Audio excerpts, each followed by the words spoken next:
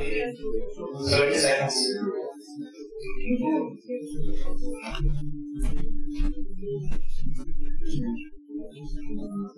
If you see, you may just prepare one report.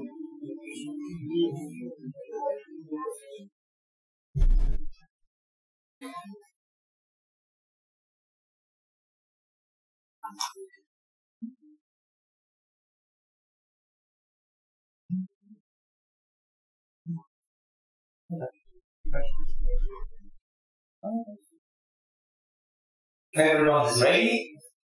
We are starting the third scientific fight of the final round of the International BioTournament. Right. So the BioTech team will be the reporter, and the Equilibrium team will be the opponent. Equilibrium team, who will represent? Will be the person. Daria Okonechnikova will be the opponent. The reporter will be. Evgeny Zayats. Evgeny Zayats will be the reporter, and the reviewer.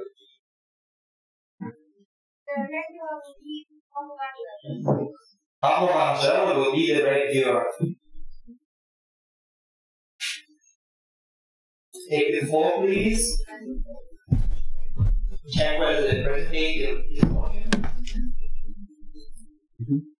If yes, we have 8 minutes. Just a second. Greetings, ladies and gentlemen. My name is Evgeny Zayats, and today I would like to share with you our solution for the task degree of comfort. RNA thermosensors are non-coding RNA sequences that regulate gene expression and translational level by changing their secondary structure in response to temperature.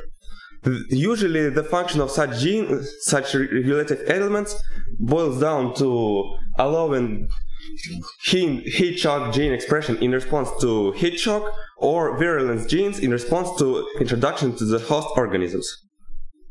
There are multiple mechanisms of RNA thermometer function. The most common in nature is the 5' untranslated region cis-actin RNA thermosensor.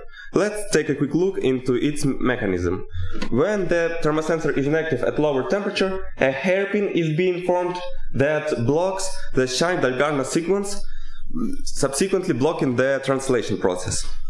An increase in temperature results in the melting of the hairpin, therefore allowing translation to happen. A decrease in temperature causes the hairpin to anneal, therefore the Shine-Dalgarno sequence is blocked again. So one can conclude that this regulatory process is reversible.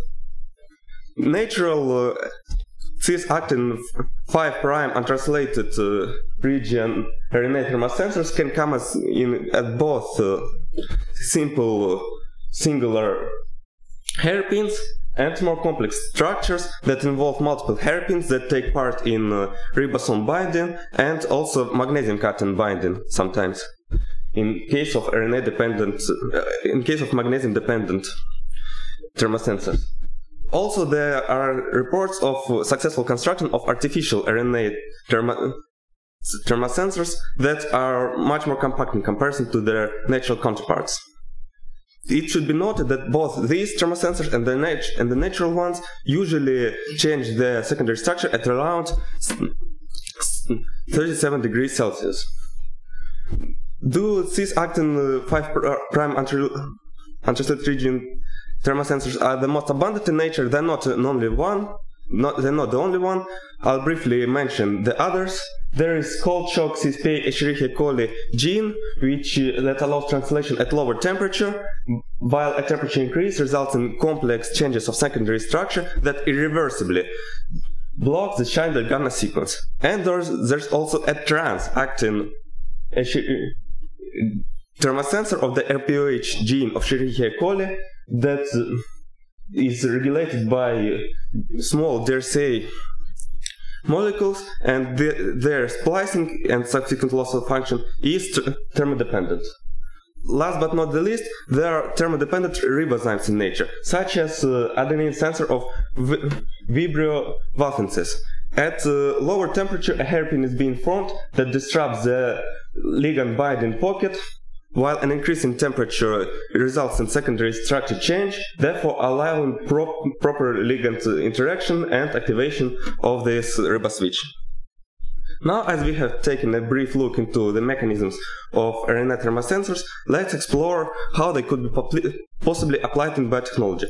The most obvious idea is to introduce cis-actin RNA thermosensors in the PARP5' untranslated region in order to carry out gene regulation. The strong point of this approach is that it has a really simple and convenient signal, while the problem is that the influence of temperature on vital functions of the organism that might be solved by utilization of organisms with broad temperature optimum and possible lack of thermosensor precision and diapason possibly could be solved by design of new thermosensors. Also, we could insert thermosensory hairpins into ligand binding domains of riboswitches that would allow us to create a very specific regulatory element, and also that would be really easily inactivated via an external signal. And these things exist in nature, and there are reports of successful construction of execution of these manipulations on riboswitches and even ribozymes. While the difficulty with that approach is that it might be nearly impossible to find a way to introduce a hairpin without irreversible disruption of the ligand binding domain, and that these structures are generally not compact. We would like to propose another approach, another utilization of RNA thermosensors, that is the design of thermodependent compact RNA aptamers. Aptamers are small nucleic acid molecules that have a special degree of affinity to the target thanks to their structure. In case of successful design of such molecules, one could use them as temperature inactivatable inhibitors or drug delivery systems releasing its contents at a desired temperature. For construction of these molecules, we would like to offer our own modification of the already existing SELEX technology, that is, systematic evolution of ligands by amplification of affine nucleic acid molecules from a randomized library.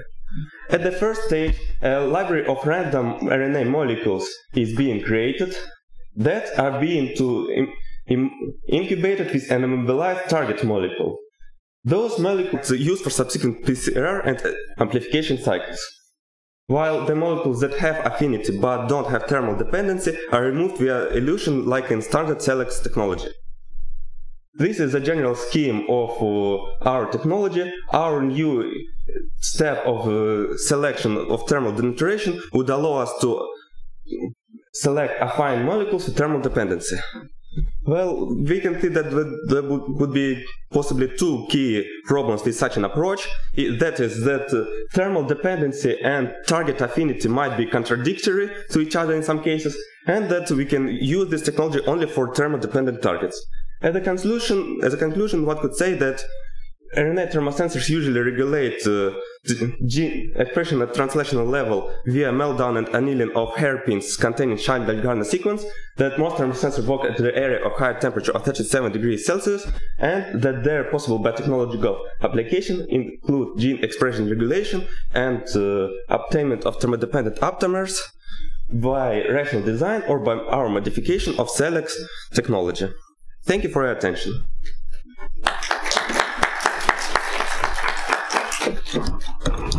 Opponents team, do you have any clarifying questions? Then you have 2 minutes for preparation, please.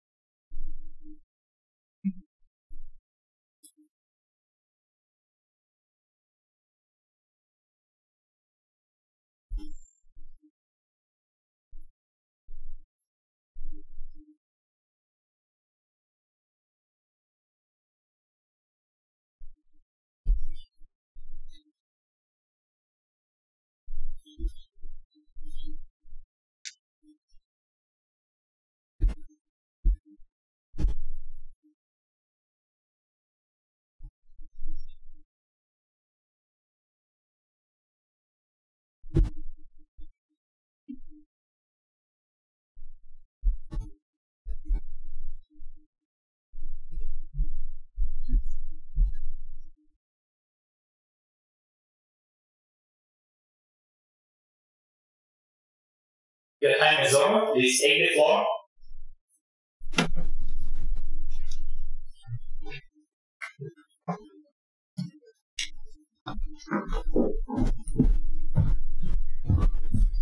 You have 5 minutes to speak to Mike.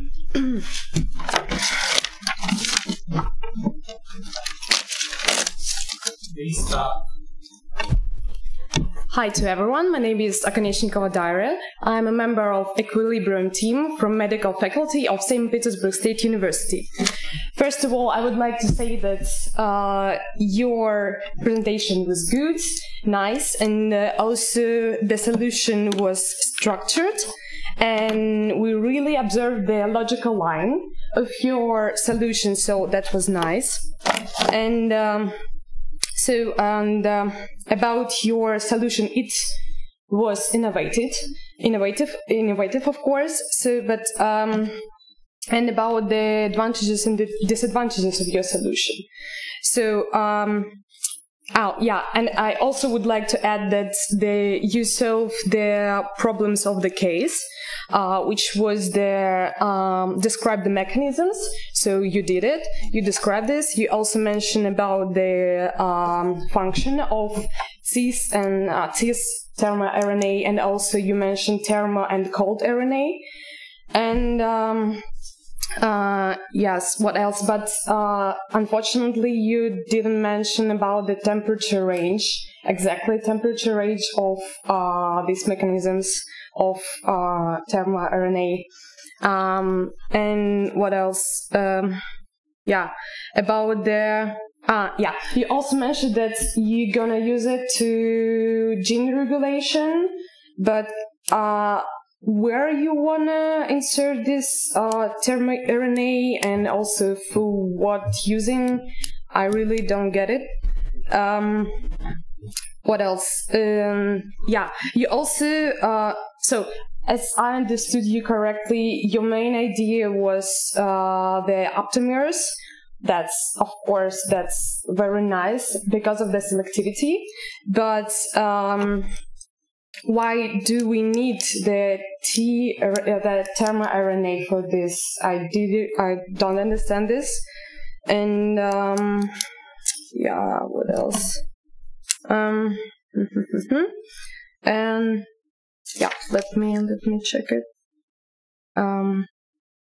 And also I would like to ask you how you gonna join the RNA with the aptamers. And that's probably all I want to ask you. Thanks. Thank you. Thank you. Take the mic. You both have 5 minutes. Take the mic. You now proceed to the discussion. Okay, so your opponents, please take the mic. This one. This one. Okay. Stay.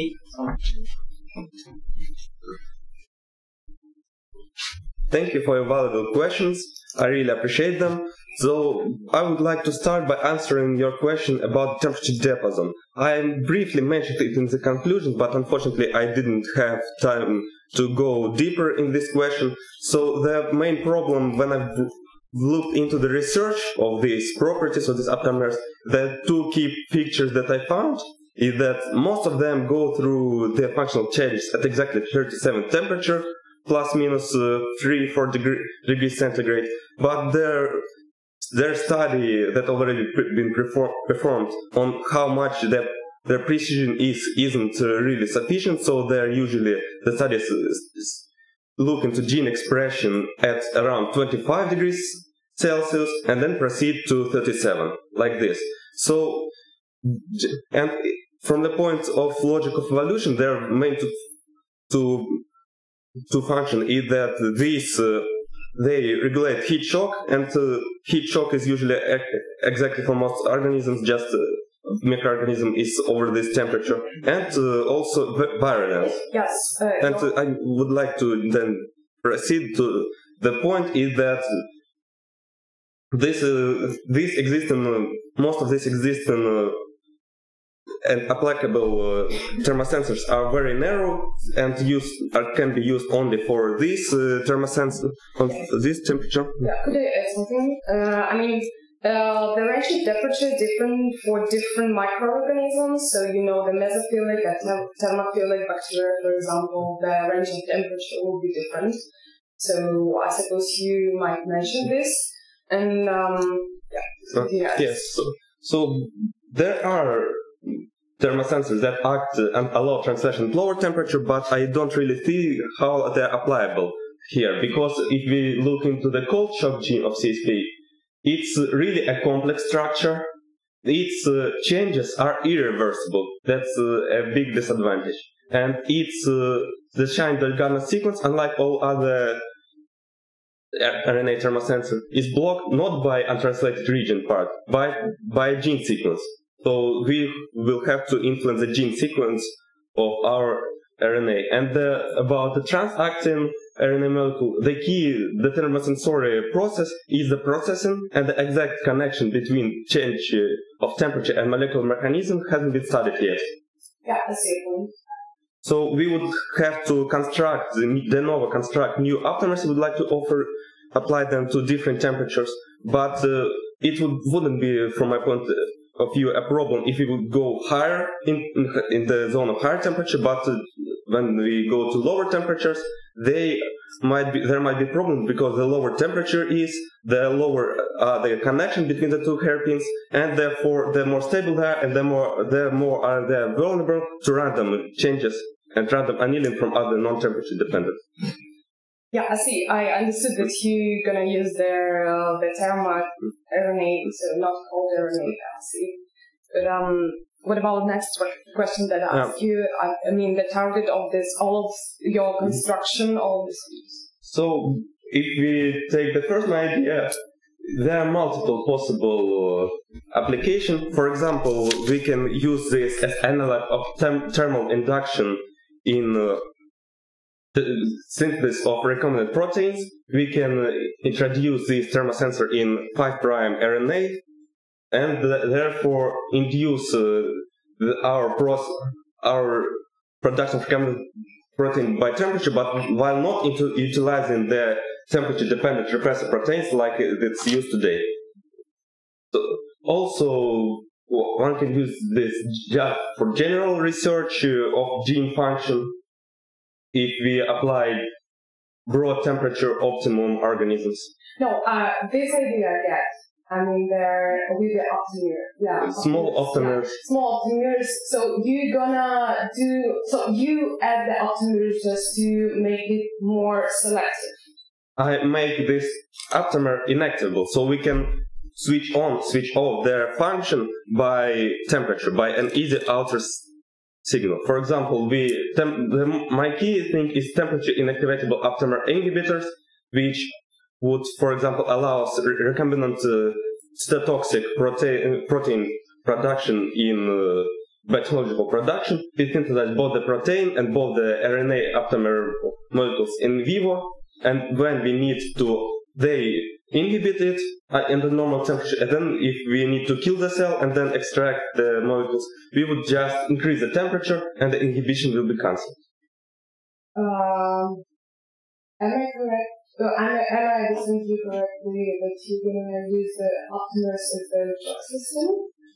I thought about it as a second option, as a secondary option. There's, of course, problems with this approach, that it would be difficult to hit an exact body part, and it is harmful for health, possible harm from health from temperature rise. But aptamers are already used as drug delivery systems. Yes, definitely. Yeah, I also did it. So maybe as some supplementary drug, these aptamers can carry some supplementary drug that is needed to be released only in case of periogenesis. For example, if the temperature of the patient suddenly has risen up to a dangerous level, these aptamers release their contents and the drug is active. Mm-hmm. So what's the time of the reporter is over? You have 4 minutes? Yeah, I don't really see their the field where you can use it, and because it's really, I mean, how to say? The optimers. No, I don't really get your idea, unfortunately, and yeah, probably we can discuss it later.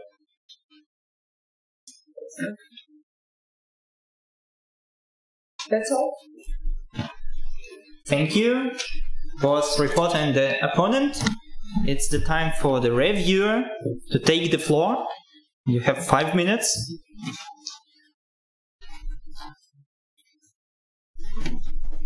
Take the mic. Time has started. Good afternoon, dear colleagues. My name is Angela Pavlova and I represent Team 5 Samurai, and I want to thank the reporter and the opponent for this very interesting problem and for the presented solution and polemics about it. I would like especially mention that I like the theoretical overview of the reporter's presentation, and it was interesting for me. He mentioned ribozymes, thermosenses. I think it's can be quite an idea to think about the application maybe of something like ribozymes, thermodependent ribozymes, and maybe synthetic ones. I also like that the reporter mentioned the advantages and disadvantages of suggested applications for RNA thermosenses. I would like to mention that the opponent mentioned the disadvantages of the reporter's presentation, which was the range of temperature for these RNA molecules, because I think it's very important to know what the temperature is, and I think it's important also to know how to predict it. So the reporter mentioned that he suggested using the evolutionary selection for the to know the which molecules, RNA molecules, might be working as thermosenses. But I think conscious design is also a thing. So if you would like to use something as an optimal, you would like to know you have a detailed problem, and if you want to solve it, you should have a idea what you want of this molecule to be. So conscious design is important. So I think it would be great if the reporter or the opponent suggested a way to do it. So maybe we should consider the AT-GC composition of RNA of this RNA molecules, the mismatch composition and the bulges and the structural things, because it's very important to know the properties, and this reflects the composition of the RNA, reflects its properties. So that's the main disadvantage I think I see in these polemics and reporters and opponent speech. I think there are some common questions to aptamers application as well, but it's just common questions for aptamers, but it's a field which is developing, so the quantity of the RNA aptamers which we need to induce some effect, and the delivery of them. So I think that's all. Thank you for your presentation. I really liked the structure, and I think there were some interesting points, but the conscious design and the exact properties would be good to discuss also. Thank you.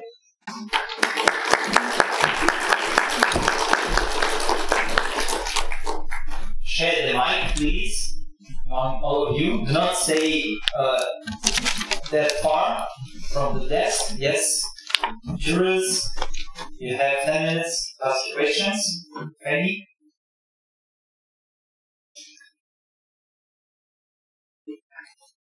Okay, microphone. Nice. So I have a question to the reporter. So Thank you. So you suggest to use RNA thermometers based on Schneider-Garner mechanisms. So that means that you want to apply them to microorganisms only, or and which microorganisms you can improve using thermometers based on Schneider-Garner? Thank you for your question. I generally looked more into prokaryotic microorganisms.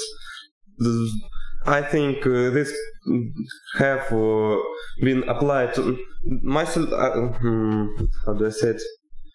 I think if we could just take this principle could be theoretically expanded by rational design to many other organisms, just by the sheer concept of the hairpin annealing and meltdown of those hairpins that contain regulatory elements. But here I've explored the most common mechanism. You don't suggest any application for our life now? Well, microorganisms you can transform using this approach. Escherichia coli, for example, I would like to offer. Okay. The most regular organism for biotechnology. And second question, do you know that mitochondria and blasts in plants, they also have Schneider-Garner some genes of blastome and mitochondrion. They are also regulated by Schneider-Garner mechanism. Thank you for a very valuable remark. It's a really interesting point. For improvement of my... Really, it could be also potential for... My solution could be therefore be used also for study of gene expression in mitochondria, just organelles that contain this. Thank you.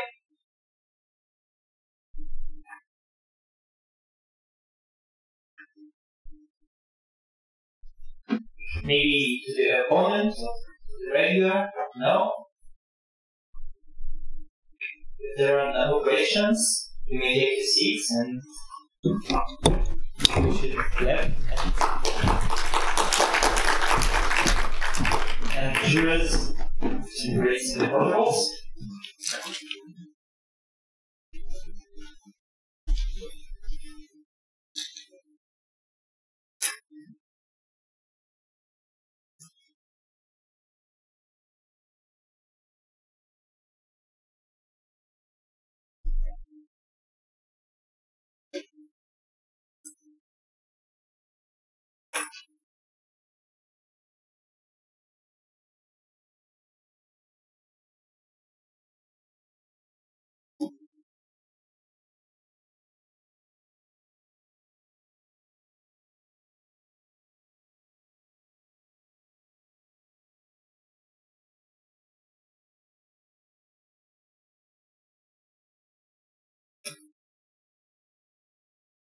Is there anyone who's not ready yet?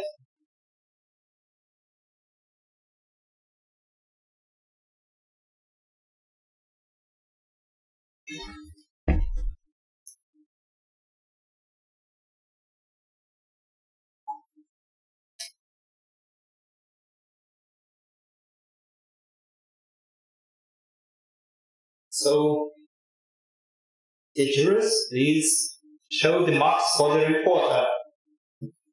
They are 6, 5, 9, 7, 7, 8, 8, 7, and 9.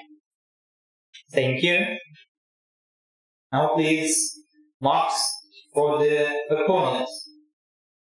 The 6, 5, 6, 7, 5, 7, 7, 6, and 5.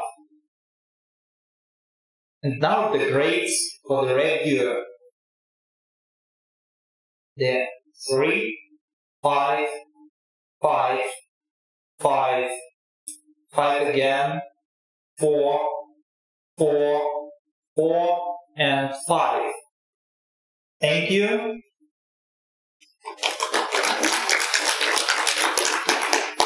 If there are any comments, you may ask them. Team captains?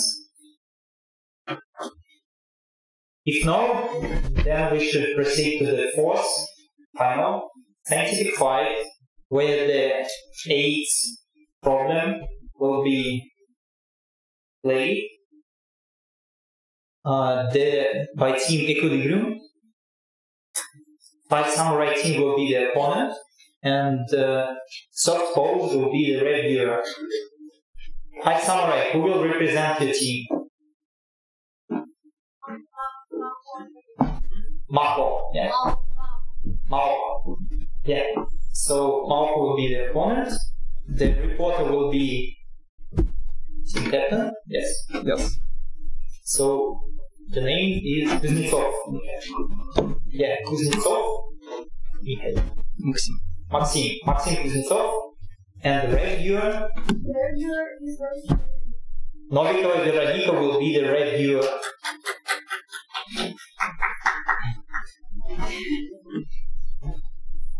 Have you already checked the presentator? So, if everyone is ready, you should start. You have 8 minutes to present your report. Yeah, thank you. And the time has started. Yeah. Thank you. My name is Maxim Kuznetsov, and I'm from St. Petersburg State University. I'm glad to present you our solution to the case 670 tons that painted the board. It's about Carmen. So we are from medical faculty. So what are our main goals? It's to intensify the production of carmine and or to suggest another red food pigment that is as good as carmine. So what is carmine? Everyone knows, but once again, carmine is aluminum salt of carminic acid. But this acid is only produced from the dried bodies of some insect species, Dactylopilus coccus. And that Dactylopilus coccus, it's only a wild cacti or puncher species, and they live only in some numbers of countries in the world. So as you see, there are disadvantages of production of this pigment. Also, there are some severe allergic reactions reported to carmine. But people have used carmine for ages. So what? Why?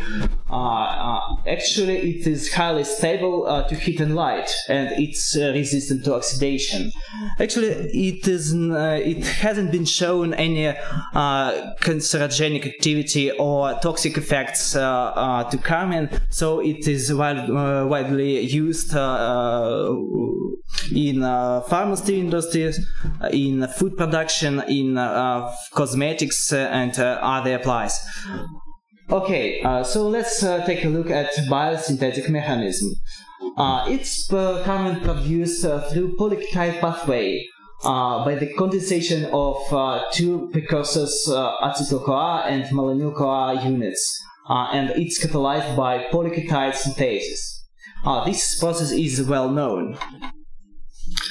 Okay, who can substitute these poor insects in production of carmine? So you can see that we have a lot of plant pigments. They are not as stable as carmine, so they are not as convenient as it is. So we will have a closer look to microorganisms. Actually, it is the area of biotechnology, and actually it is done in the world nowadays. So it's simple and inexpensive, and we can expect rapid growth of microorganisms. So we can expect rapid production of something. And in our solution, we have looked to filamentous fungi. They have a lot of advantages to other species. These fungi naturally produce pigments as secondary metabolite, so it will be easier to for them to tolerate the activity we want them to do. Actually, they have already have necessary precursors, so they have and store malonyl CoA and acetyl CoA. And actually, the most important part that they have all the necessary cellular machinery to accommodate the endoplasmic reticulum membrane bound C-glucosyltransferase enzyme. This is a crucial part of our solution. Filamentous fungi actually were well studied, and actually we have a well-developed genetic engineering toolbox for managing these problems. Actually, we developed a semi-natural pathway for carminic acid production, and that is a six-step pathway, six-step process. Okay, let's step one. First, we select some species, those who are not toxic, they don't produce mycotoxins, and actually then we will eliminate biosynthetic pathways that can interfere with carminic acid production. And finally, we insert the encoding polyketide synthase genes in our reference stain. Also, we will need bacterial cyclase genes put into that strain. Here you see how we the molecules that are involved in this process. So polyketide synthase and cyclases give us flavocarmetic acid in the end. Then we'll apply endoplasmic reticulum membrane bound C-glucosyltransferase enzyme to make carminic acid itself. So now we have desired pigment. But fungi, they should be maintained in a very specific condition, because when they are stressed, they start producing mycotoxins, and we don't want to let it do so. Actually, and the important step 6 is about increasing production volumes, because fungi are small and we need a lot of carmine in the world.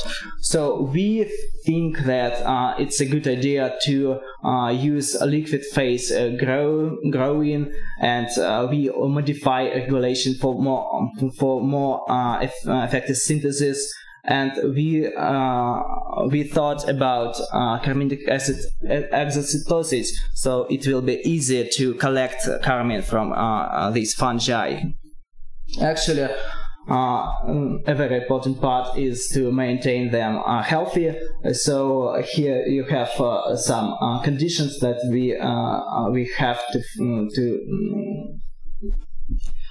to meet. Actually, it's temperature, water activity, oxygen supply, light effects. Okay, there are a lot of them, but actually it's there are a lot of work with these fungi in the world, so it's a well-studied process of developing such structures. Okay, so this is a list of references we used. Okay. So I guess thank you for listening. Thank you. Opponents team, do you have any clarifying questions? Team of the opponent, do you have any clarifying questions? No? Then you have 2 minutes.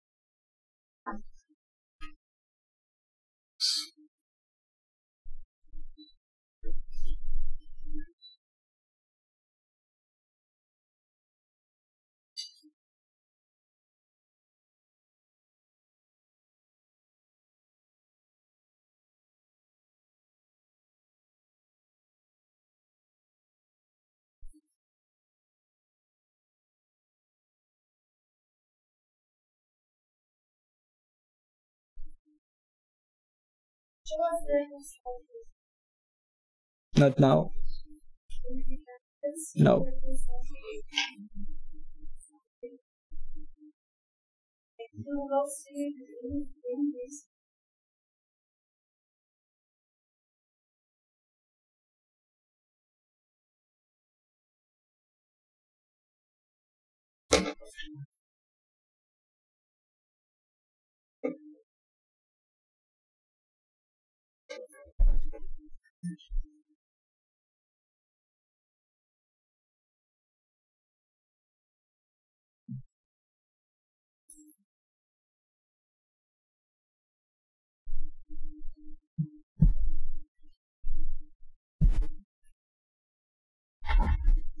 Your time is over.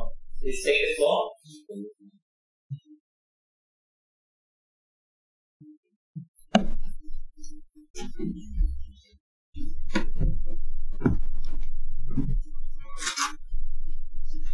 You have 5 minutes.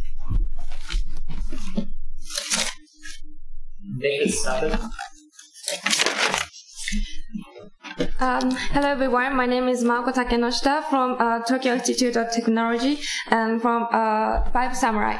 So thank you for your great presentation, and I thought it's very nice way to producing the great demand of a common with the help of bacteria, and then it's very nice way to using the biologically efficient pathway. And in the presentation, you introduced about common and its advantage and disadvantage very well. But I have still a question about your presentation. First of all, this scheme is really a little bit complex to work successfully. So if it might be able to work, but to scale up to the industrial level, I think you should consider about this scheme. And talking about its scheme.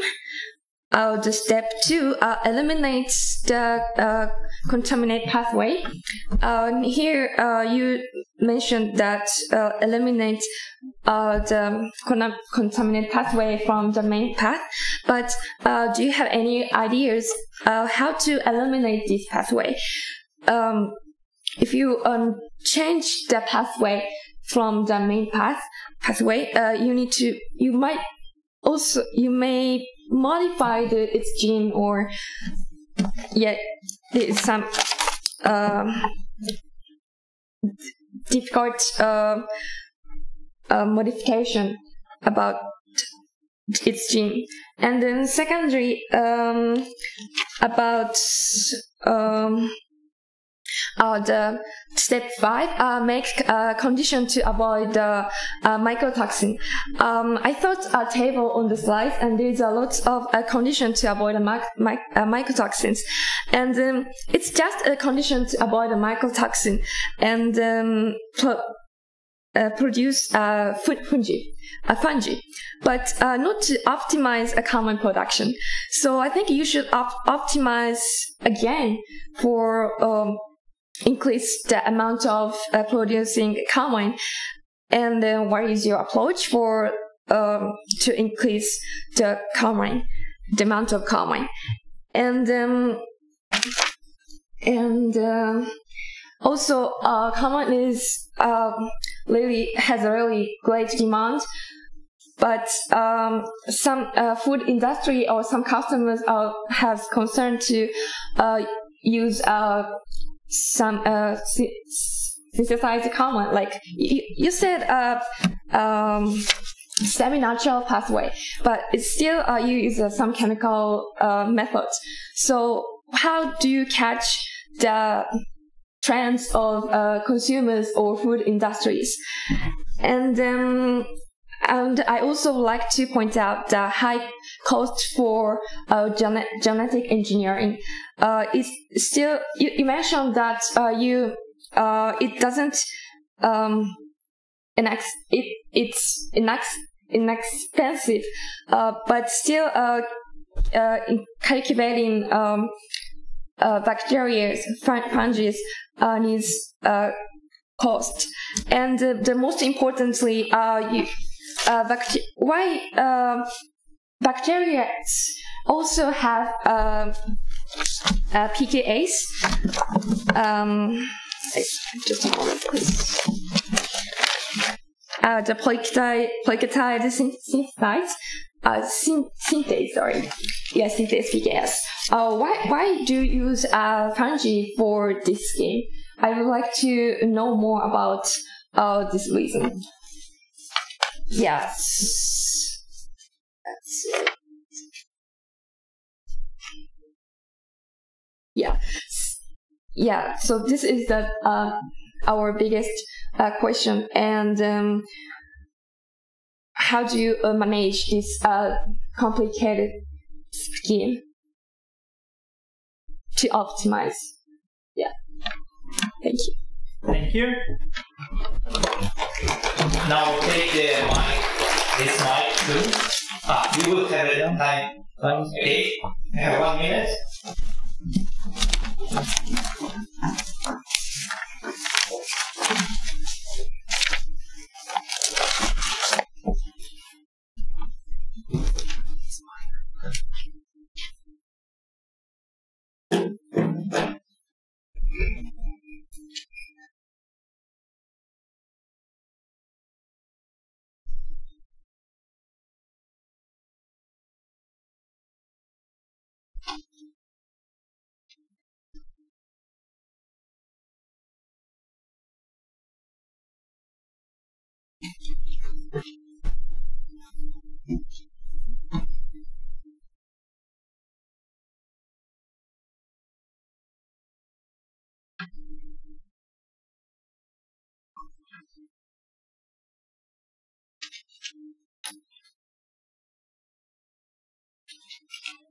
Five seconds. Your time is over. Please take the floor. You will have 5 minutes. Both of you, please. Thank you. Thank you for your position. Let me answer some of your questions. First of all, about how we should stay here. How we make this production larger. Actually, there are some fungi that already used to produce a huge amount of organic acids, like Aspergillus niger. It's frequently used to produce citric acid. Yes, and there are tons of citric acids we have due to this microorganism. Actually, and it tells us that it is not expensive. Yeah, and it is not very difficult, and actually it is you can build a factory and you make some product. Yes. Why we took fungi?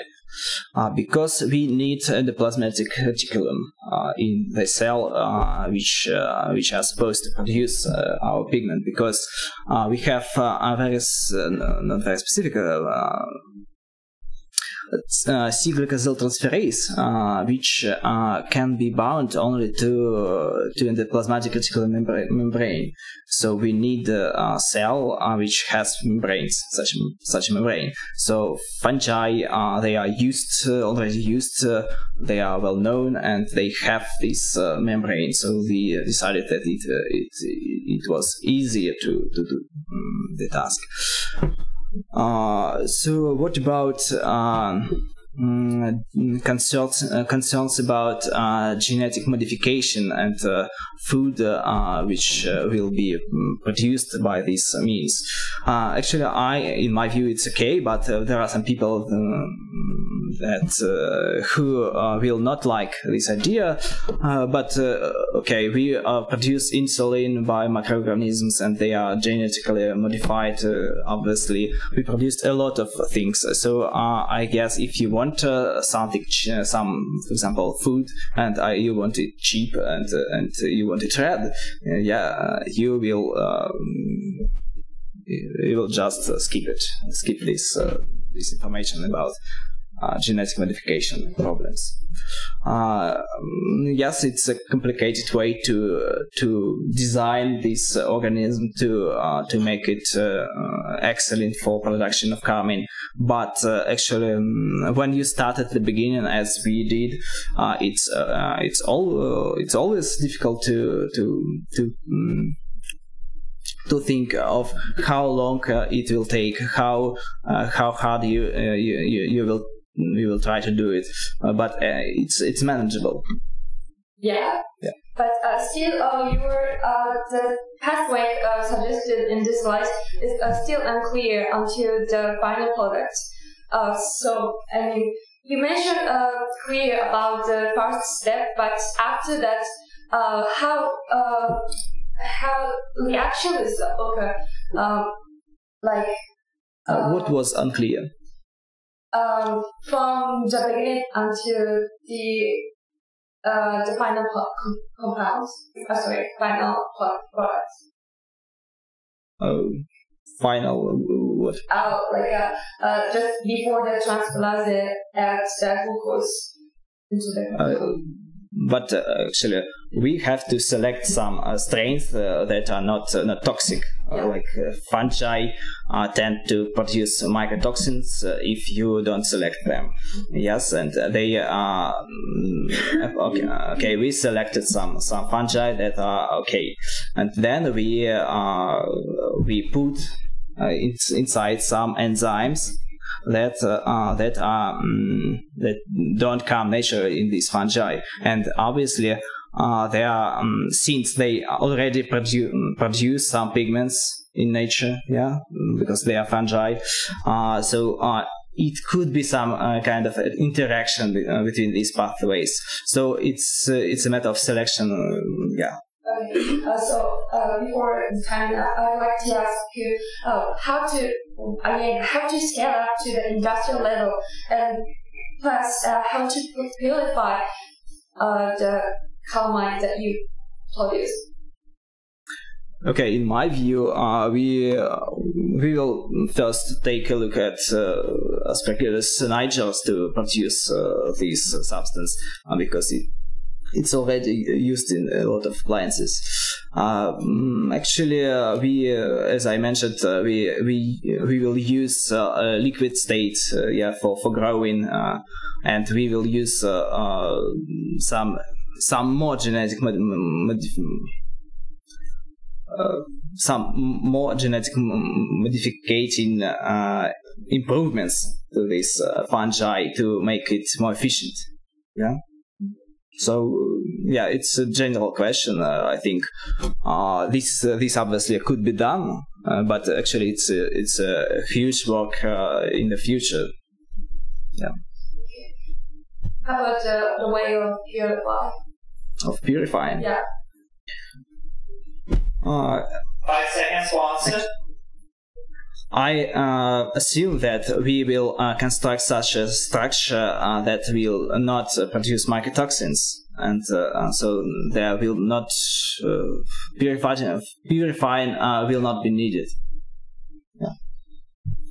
the time of the report is over, and the opponent has something about 4 minutes. Okay, just do time. Okay, so I only have my time, so I would like to know. I wanted to know more about the reason that you use the fungi instead of bacteria. You mentioned about cell membranes, but I wanted to know more about that fungi isn't less convenient compared to the natural combine. You also explained its cost or its possibility to produce combine efficiently, but still there is a great demand of combine in the world, and we need to produce a combine that new way that isn't less convenient compared to the natural combine. And also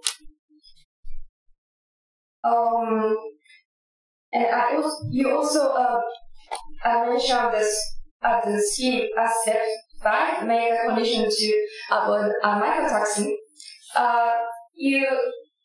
You already mentioned how to prepare the best condition that for avoiding mycotoxin, but still the fungi, especially aspergillus,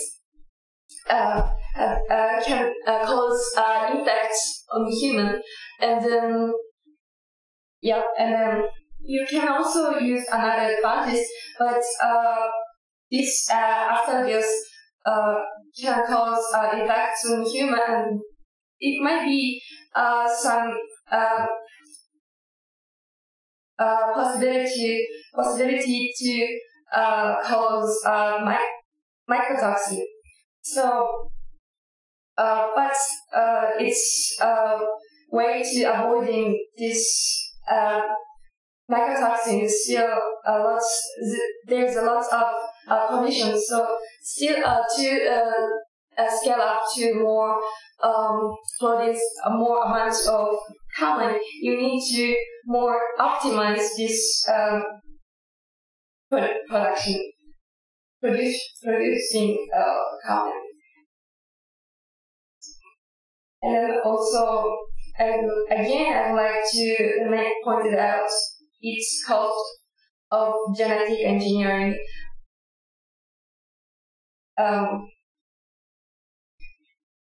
Yeah. Thank you. Now the reviewer takes the floor.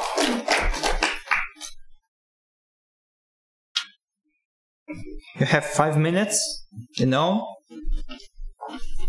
grab the mic, speak.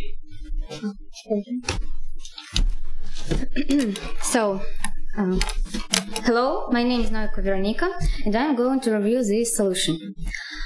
So, I would like to start with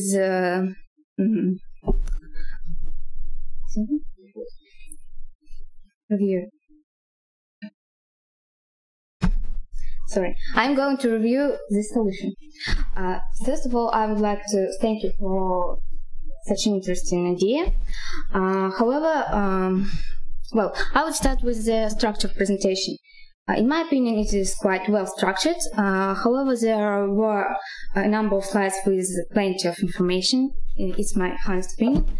But now I would like to turn to the solution itself. It may be an occasion, but frankly speaking, just in 2018, August, there was published scientific research, which is called Heterologous Production of Carmine in Aspergillus indolens, and it has absolutely the same way of solution, metabolic pathways. They just introduce the same pathway in fungi. So now turn to the weak points of this solution. It was already said that you haven't identified the first of all, you haven't identified the advantages and disadvantages of the conventional technology of carmine production. So we just don't know which problems you solve. Then, as it was said, you haven't identified how you're going to purify this carmine. Moreover, this technology, in this technology, there is a great problem because the gene which encodes the polypeptide synthase in dactylopus itself isn't determined yet, and there exist only these genes for other types of polypeptide synthase. And it was shown that it can't be so effective as the one which is found in dactylopus. So the yield of the carmine which could be produced in such fungi is much lower. Moreover, there was a complication that the majority of the carmine was stored in fungi itself, but not in the medium. The other thing I would like to pay attention is the fact that you propose to ameliorate the production of carmine by cultivation of fungi on liquid state. Frankly speaking, fungi in liquid state form some kind of pellets, and the data can confirm that in the majority of cases the yield in liquid state is much lower than, for example, on solid state fermentation. Now talking about the opponent, I believe that the opposition was not well structured. He has, however, outlined a number of weak points in solutions, such as the problem of mycotoxins in the medium, which can affect the health of people. The opponent has also outlined that there was no proposed way for application to the industrial scale and to how it is going to be purified. Well, to sum up, I believe that the solution, well, in my opinion, it is not innovative. So I can't say that the problem was solved. Thank you for your attention.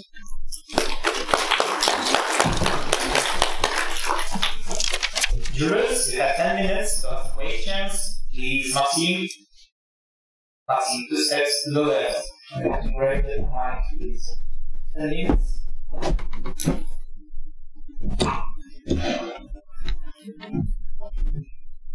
Thank you. I have a question to reporter. In the task, in the problem, it says suggest ways to intensify the production of carmine. So if we have 1 kilogram of female Dactylopus coccus and 1 kilogram of that fungi, or if we grow them like we could compare somehow the efficiency of your solution to use these fungi instead of business. Thank you for your question. Of course, I could answer this way. You know that these insects, they are collected by hand, and they are there's a limited distribution of these species in the world. It obviously requires handwork. You can't make a farm farm big enough to produce so many insects to produce enough carmine in to the world. But you can grow a lot of fungi. So you can build one factory, two factories, and actually you are not limited in how much fungi you produce. They can be more efficient, less efficient, but you can multiply their structure itself. So okay, I was blamed here for copying their paper, so I have to answer that. Actually, any solution based on papers, and as you said, there was a lot of problems in this paper mentioned, and we in our solution tried to solve that aspects. So we improved that solution in a lot of aspects. So I think it's innovative because that strategy didn't work at all.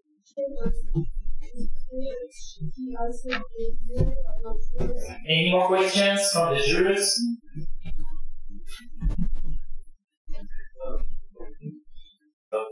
To reporter, my question: how you want to extract carbon from fungi? Yeah. Actually, we thought about adding some genes to make carmine and exocytosis from their cells. So I guess it will be possible. So we will have to make these fungi to extract carmine. So we, yeah. Yes, but actually this is unsolved problem, and this is important because it's very expensive, and that's why it's here in tournament. So every solution will be expensive and hard to maintain.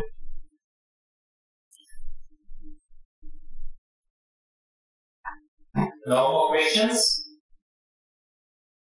Maybe to the opponent, right here? No? So let's finish this scientific fight, and all participants take their places and we close them. Thank you.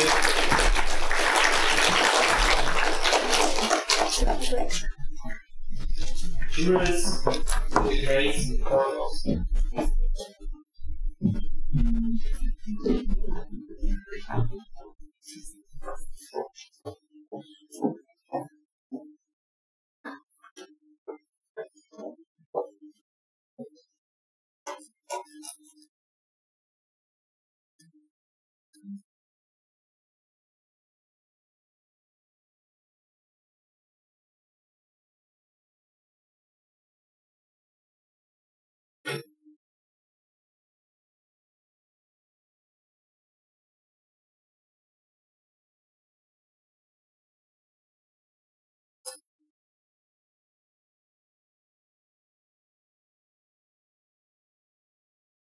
So, everyone's ready? Prepare the grades.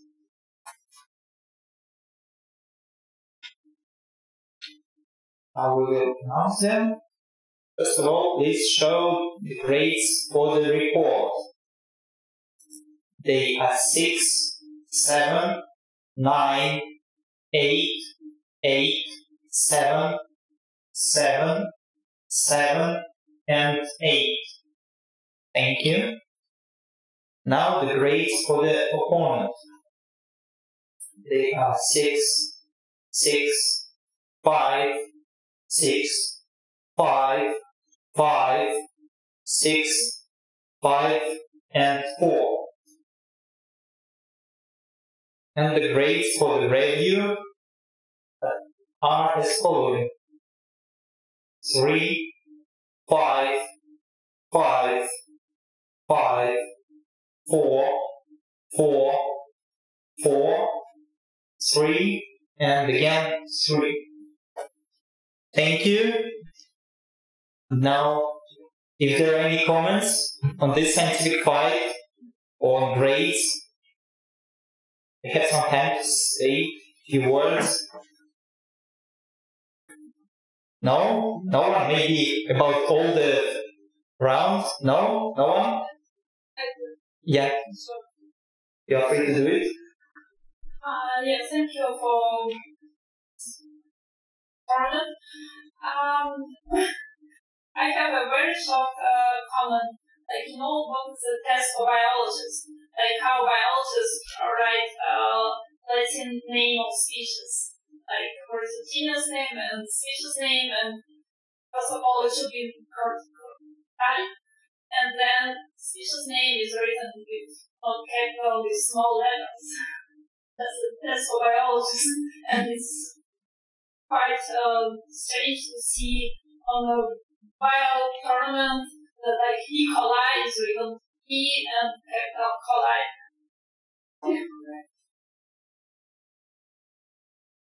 Any ask for the commentaries? Yeah, suppose. Can you explain point 9 for the report?